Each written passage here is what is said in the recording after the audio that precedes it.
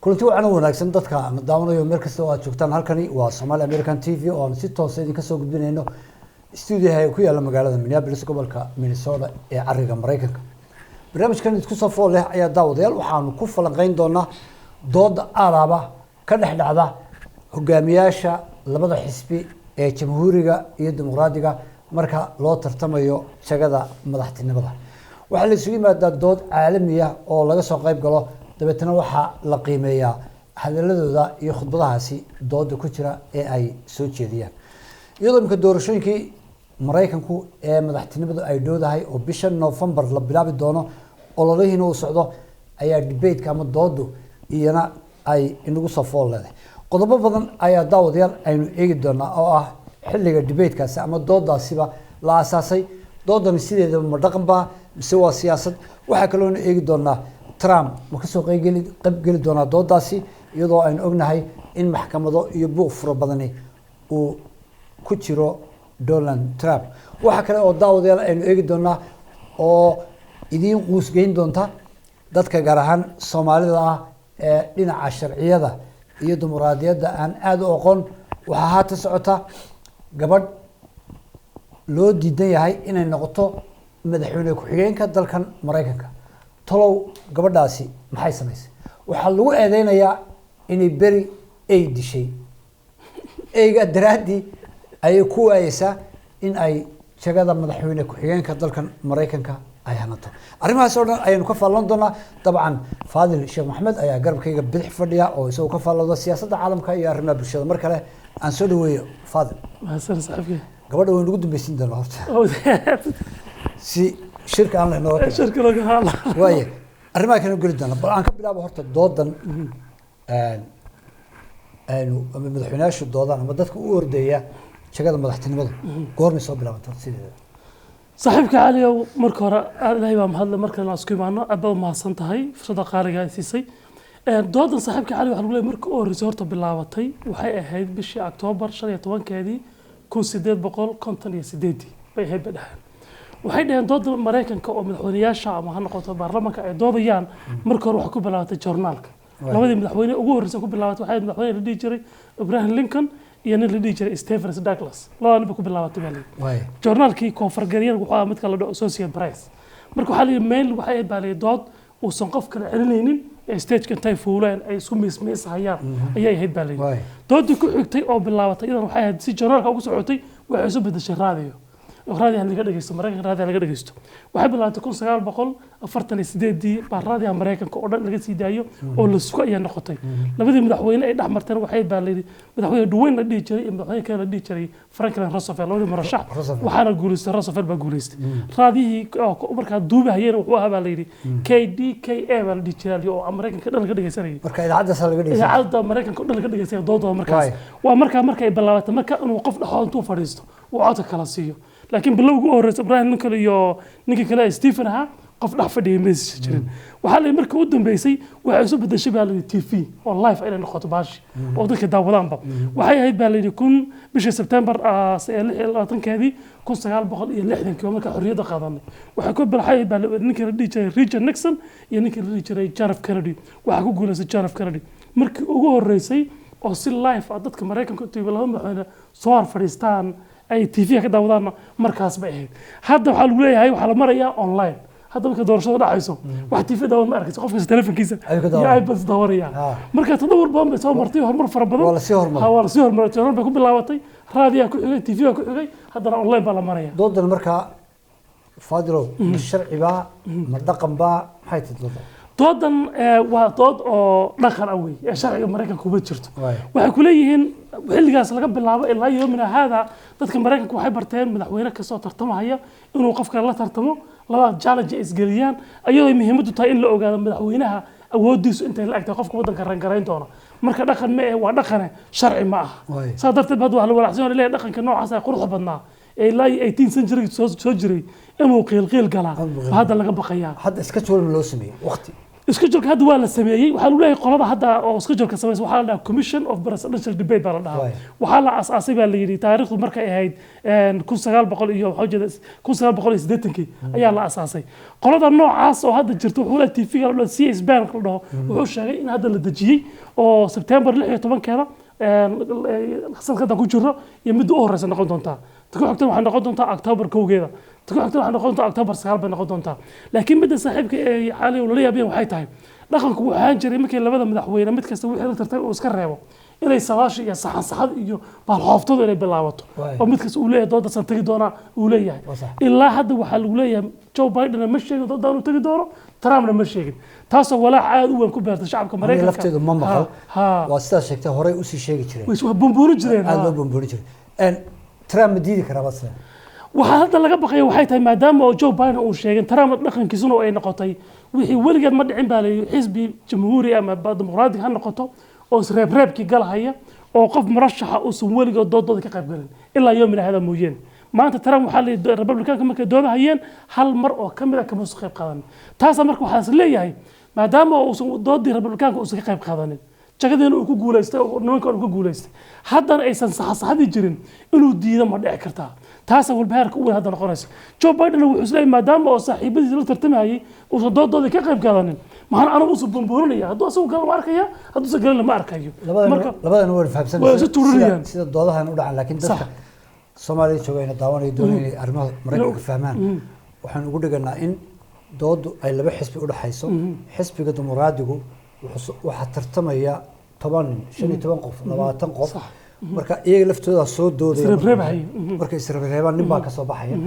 kuwan kale ee Republican-kana sidoo kale nin baa ka soo baxay qof ka soo baxay 12 ayaa ka qayb galaya nin baa ka soo baxay marka dhinacna waxa ka soo baxay imika qof ninka la Trump dhinacna Biden baa ka soo baxay marka isreebreebka hore waa sida labadaas soo haruma marka dambe doodii foodas darahaya okay صح labadooda markaan eegno saadaasha kuma horeeya waxay ku leeyihiin codbixinta hadda la qaadahayo ee ugu fara badan waxay ku leeyihiin waxa jaamacadda Harvard University oo jaamacadda adduunka ugu sarreysa Trump ku horeeya Trump wuxuu haystaa 46 meesha Joe Biden ka haysto 39 ka haysto ta kale la yaa waxay tahay CNN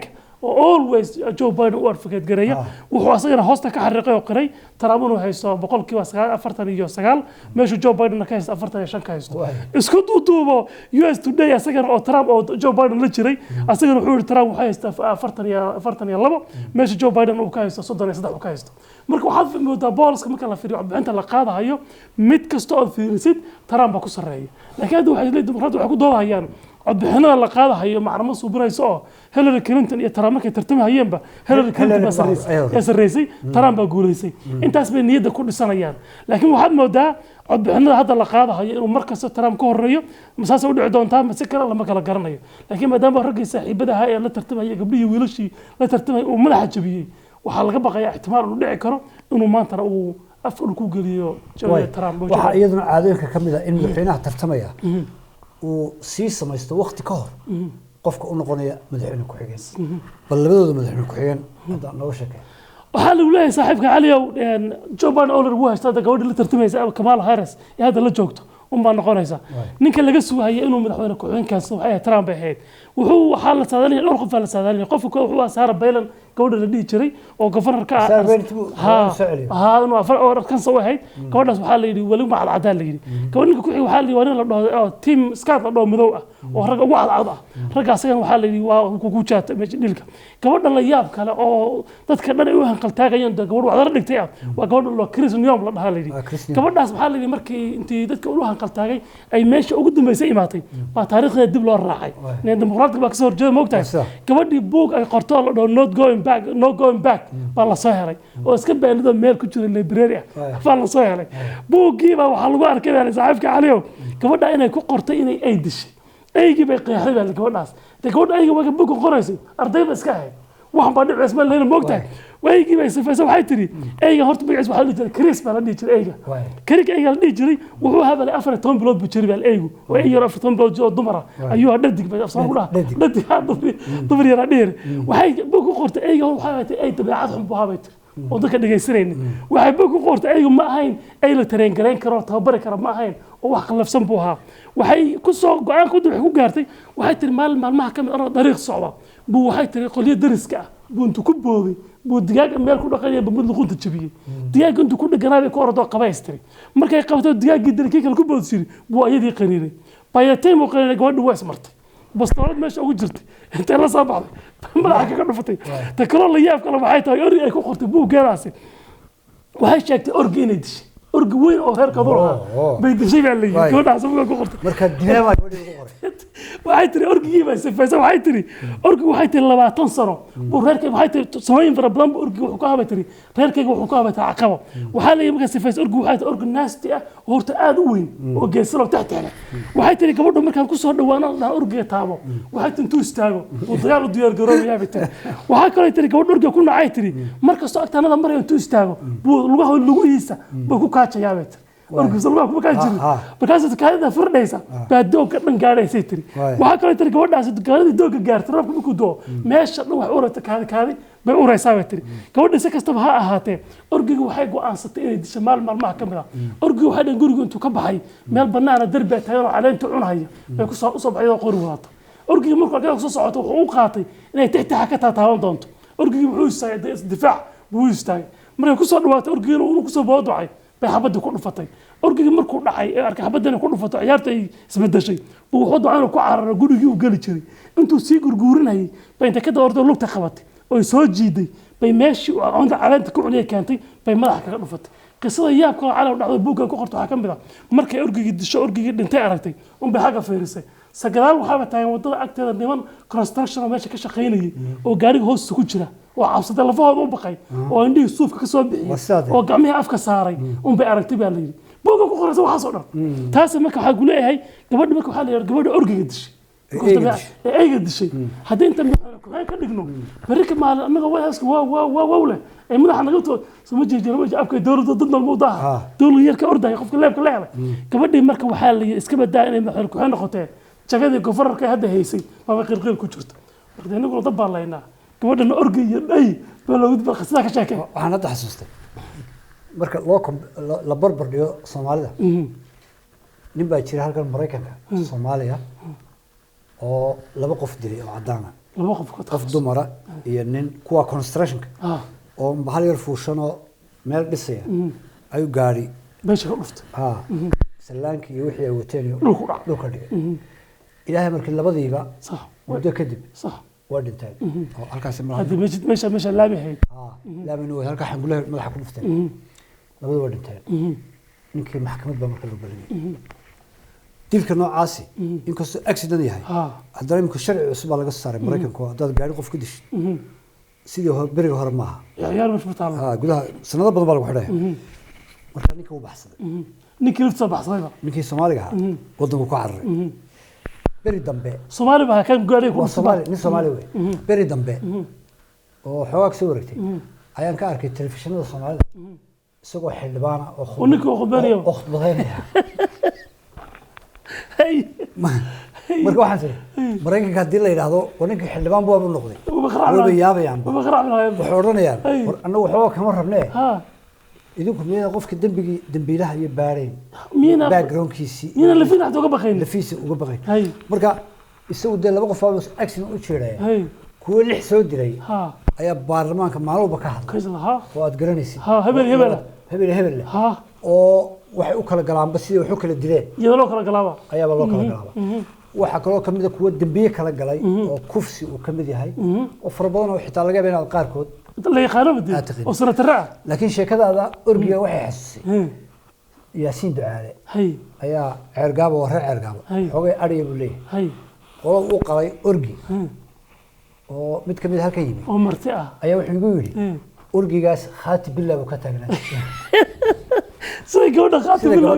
marka orgidaas waa runta iyo sumalada iyo way dhib badan wuxuu yaasiin orgiga dhowr jeer buu ka qayliyo complain ka keenay markuu noo gowracay buu leeyahay marti ahaan asxaan ma ahayn wax isla ka kharij isla marka maanta haduu tartami lahaa isaguna waa orgiga ku qabsan lahaa orgiga ceergaba lagu qabsan lahaa ha because inta dadkan Mareykanka waxay sameeyaan markay xayawaan keensadaan waxay u keensadaan tamato darteed وما كان صار عيار وما كان صار marka gabadhu waxay rabtay organ intuu ag fadhiisto iyo TV daawanaysa loo socunaysa inay dhagortiisa gacanta saa u galgalisay rabtay orgiguna dadaba nin weyn ahaa waxa ciyaarta muusan rabin marka halkaas uu go'ay marka anigu macallina ayaan macallimiin masaariya la shaqeynay 7 Suudaan iyo 8 masaariya yaano kaliya Soomaaliya Yemen marka magaalada degan nin walba cuntada sameystaa digaag waxaan soo ibsan jiray isagoo hiliba markii hore marka macallimiintan baa digaagyo nool bay keensadaan marka saade la karkarnaya la rafaya biyo kuloo la qalan la gowracaya la qalanaya la sameysanaya marka kana fresh bay dhahdaan adiga oo soo saarku marka maanta waxaan siiyay in ma digaag iska soo ibsatay sidoo kale xartay digaagdii markaan keenay ay baan wajiga waxaan siin kar waayay waxa la rifayo inaan ma inta midi soo qaato digaagta soo fiirinaysa saa ku soo eegaysa tan qoorta qabto aan gowraco marka markay maalin joogtay ay maalintii labaad iyaga u geeyay oo tan baashada ma diri karo marka ku inuu lacag ka rabaa idinku qasha si qof dilay oo kul mandareed haddii qof aad ku fiirinaysa because ali taw waxa sunaysa dhaqanka waxa la yiri qofka waxa jirta limaamaha la dhaho dawacadii talaabada ka tagtay talaabada awriyadana gaari weyday marka hadduu qofku dhaqan uu san lahayn ka tago dhaqan kale lama gaari karto si kastaba yaa bay gulay cali oo arinta gabadha marka akhriyahay oo walina buuggeeda ku qortay waxa kale waxa sunaysa dhalinyaro badan Soomaali waxa jirta waxa ka baxda buug qorays hadda buug qorays ama journal qoraysid waxyaalaha serious ka ha qorin you never know ma kamida ila ku hadda gabadhu oohin war buug ay qortay 30 sano ka hor ay meesh iska baaliyoobay wiilal baa intay soo kufeen inagu wax ma qorree waan hadalaa marka iminka nin marka laga dhigo loo dhibo nabad sugidda ama madaxweyne ku xigeen madaxweyne ay YouTube-ka baarayaan waxa keenayaan wixii uu ku hadlay sawala anagoo reer hebel wallahi baan naas yeelay hadda wuxuu leeyahay anagoo qaran haddana wuxuu leeyahay qaran bayna ma shaqeynayso marka inagu waxaan u bixinaa waliba shalay iyo maanta barnaamijkeena gabagabadiisa waxaan doonayaa bal qiyaastii maxaad leedahay Trump iyo waxa nala ku weerariyay Biden Trump iyo Biden doorashadu waa qarkay saaran tahay